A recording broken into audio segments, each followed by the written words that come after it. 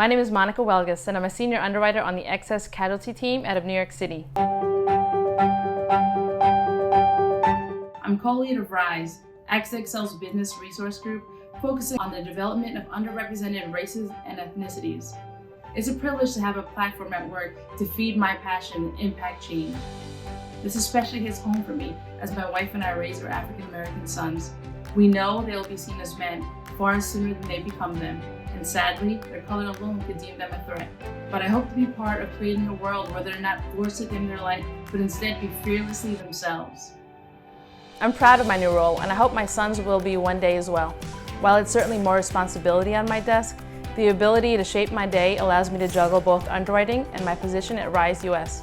But communication is key, and it's enabled me to build trust with my colleagues and broker partners, while technology also gives us the ability to continue to connect.